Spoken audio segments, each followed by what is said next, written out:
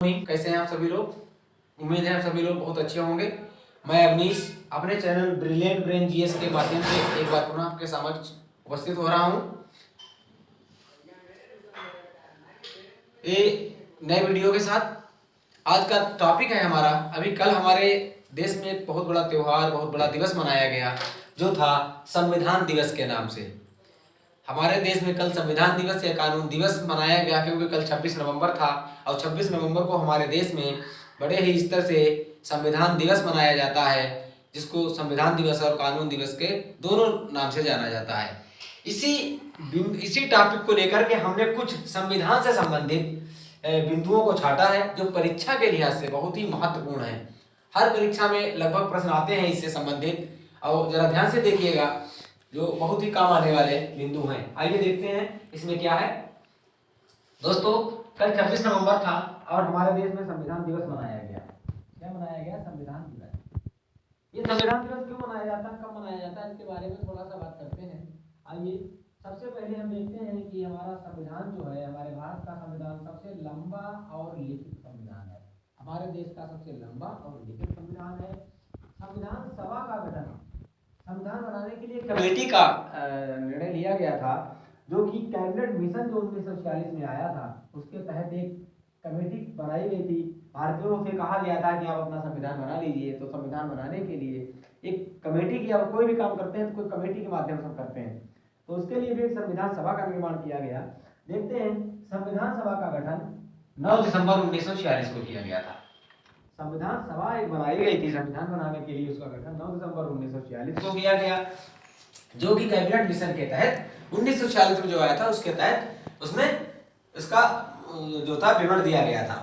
संविधान सभा में कुल 389 सदस्य थे। जो संविधान सभा के चुनाव हुए थे उसमें 389 सदस्य थे, जिसमें से 15 महिलाएं थी।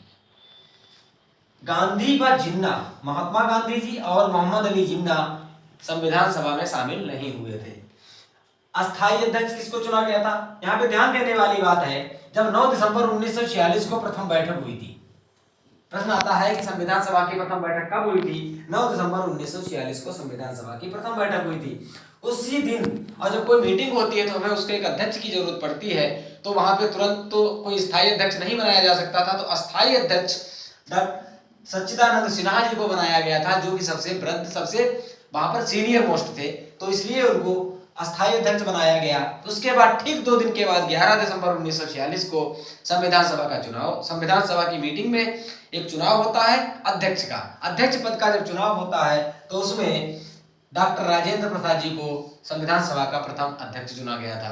तो यहाँ पे 2 प्रश्न बनते हैं कि भारत का अस्थायी संविधान सभा का अस्थायी अध्यक्ष कौन था, स्थायी अध्यक्ष कौन था, और एक प्रश्न ये आता है कि भारत संविधान सभा का प्रथम अध्यक्ष कौन था। अगर उसमें स्थायी और अस्थायी नहीं दिया है तो सच्चिदानंद सिन्हा आएगा, अगर स्थायी दिया है तो डॉक्टर राजेंद्र प्रसाद आएंगे। इसी संविधान सभा में ही एक उद्देश्य प्रस्ताव प्रस्तुत किया गया था जवाहरलाल नेहरू द्वारा। पंडित जवाहरलाल नेहरू द्वारा 13 दिसंबर 1946 को एक उद्देश्य प्रस्ताव प्रस्तुत किया गया, जिसकी स्वीकृति संविधान सभा ने 22 जनवरी 1947 को दी। जिसकी जो थी स्वीकृति जो की थी, जिसको स्वीकार किया था संविधान सभा ने 22 जनवरी 1947 को। बाद में यही उद्देश्य प्रस्ताव भारत की संविधान की उद्देशिका या प्रस्तावना बना। प्रारूप समिति, संविधान सभा ने कई समितियां बनाई गई थी अलग अलग, उसमें से एक महत्वपूर्ण समिति थी प्रारूप समिति। संविधान का प्रारूप बनाने के लिए, स्ट्रक्चर बनाने के लिए, उसका जो फ्रेम बनाने के लिए जो समिति बनाई गई, जिसको प्रारूप समिति कहते हैं, और इसका अध्यक्ष डॉक्टर राजेंद्र प्रसाद को बनाया गया था। डॉक्टर राजेंद्र प्रसाद सहित इस समिति में 7 सदस्य थे। एक डॉक्टर राजेंद्र प्रसाद और 6 अन्य सदस्य थे। बी.एन. राव, यहाँ पे एक और चीज देखने वाली है कि संवैधानिक सलाहकार कौन था, भारतीय संविधान सभा का सलाहकार कौन था, तो डॉक्टर थे बी.एन. राव। बी.एन. राव संवैधानिक सलाहकार बनाया गया था। संविधान निर्माण हेतु 3 वाचन किए गए थे। जो प्रारूप समिति थी, इसने जब संविधान बनाया तो उस पर बहस करने के लिए, उस पर चर्चा करने के लिए 3 वाचन हुए थे। तीनों वाचन को मैंने तारीख यहाँ पे मेंशन की है। पहला वाचन हुआ था 4 नवंबर 1948 से 9 नवंबर 1948 तक। दूसरा वाचन हुआ था 15 नवंबर 1948 से 17 अक्टूबर 1949 तक। और तीसरा और अंतिम वाचन हुआ था 14 नवंबर 1949 से 26 नवंबर 1949 तक। ये 3 वाचन हुए थे। जो उसमें कमियां थी वो दूर की गई, जो कमी थी वो पूरी की गई। दूर करने के बाद उसके बाद 26 नवंबर 1949 को संविधान जो है संविधान सभा में पारित किया गया। संविधान सभा की जो पूरी कमेटी थी, पूरा संविधान सभा था, उसमें इसको पारित कराया गया। और उसी दिन 26 नवंबर 1949 को हमारा संविधान सभा के द्वारा अंगीकृत कर लिया गया था। प्रश्न आता है कि संविधान किसके द्वारा अंगीकृत किया गया था? तो संविधान सभा के द्वारा अंगीकृत किया गया था। उस समय इसमें कुल 284 सदस्य उपस्थित थे, जिसमें से 8 महिलाएं थी जिस दिन अंगीकृत किया गया था।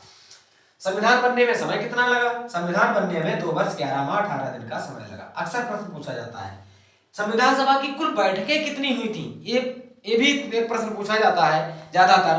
तो कुल बैठकें हुई थी 12, यानी कि 11 और प्लस 1 हमने 2 अलग करके लिखी हैं, क्योंकि इसकी अंतिम 12वीं बैठक जो थी वो 24 जनवरी 1950 को हुई थी।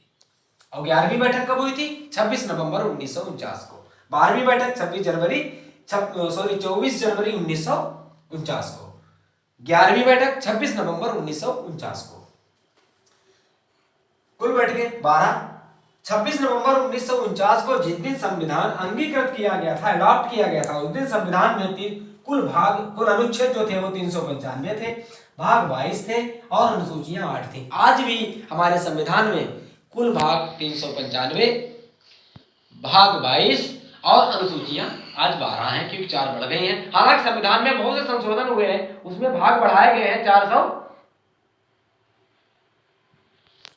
आज भी 395 भाग हैं, लेकिन उसके जो संविधान में भाग बढ़ाए गए हैं तो लगभग 450 से ऊपर हो गए हैं। उसमें उप करके बढ़ाए जाते हैं। संविधान के अनुच्छेद के अंदर उप अनुच्छेद जोड़ के जो बढ़ाया जाता है। मूल अनुच्छेद आज भी 395 हैं, अनुसूचियां 12 हैं और भाग आज भी हमारे संविधान में 22 ही हैं। आगे आते हैं, संविधान लागू कब हुआ था? ये सवाल आता है। संविधान लागू हुआ था 26 जनवरी 1950 को। 26 जनवरी 1950 को संविधान लागू होने की तिथि है। उसी दिन हमारे देश का प्रथम राष्ट्रपति डॉक्टर राजेंद्र प्रसाद जी को बनाया गया था। अब यहाँ पे 2 तारीखें हैं, एक है अंगीकृत, एक है लागू। इनमें हम लोग कंफ्यूज हो जाते हैं, बच्चे कंफ्यूज होते हैं। तो लागू होने की तिथि 26 जनवरी 1950 और अडॉप्ट यानी अंगीकृत करने की 26 नवंबर 1949। इतना ध्यान रखना है। यहाँ पे शिल्पकार डॉक्टर राजेंद्र प्रसाद को संविधान सभा का गलत लिख दिया यहाँ पे। शिल्पकार या संविधान निर्माता डॉक्टर बाबा साहब भीमराव अंबेडकर को कहा जाता है। तो डॉक्टर भीमराव अंबेडकर संविधान के निर्माता या शिल्पकार डॉक्टर भीमराव अंबेडकर जी को कहा जाता है।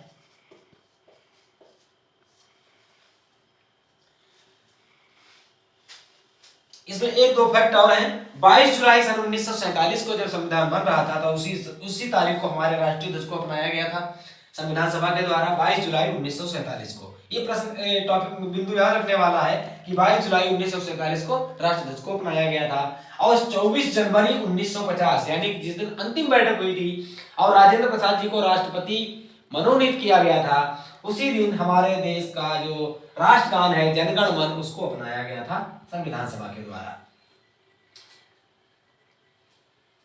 तो ये मुख्य बिंदु थे संविधान से संबंधित। लगभग इसके जो हमने बिंदु यहाँ पे लिखे हैं, इससे संबंधित हर परीक्षा में कोई ना कोई प्रश्न पूछा जाता है। राष्ट्रध्वज कब अपनाया गया, राष्ट्रगान कब अपनाया गया, अंगीकार कब किया गया, लागू कब किया गया, प्रथम राष्ट्रपति कौन थे, कुल बैठकें कितनी हुई, ठीक है, अंतिम बैठक कब हुई, कुल वाचन कितने हुए, इस संबंध में लगभग इतने बारे में सारे टॉपिक, सारे बिंदु आपको मिल जाएंगे।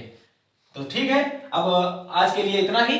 मिलते हैं अगले वीडियो में। अतः आप लोगों से निवेदन है कि हमारे वीडियो को लाइक, कमेंट, शेयर करना ना भूलें और सब्सक्राइब जरूर कर लीजिए।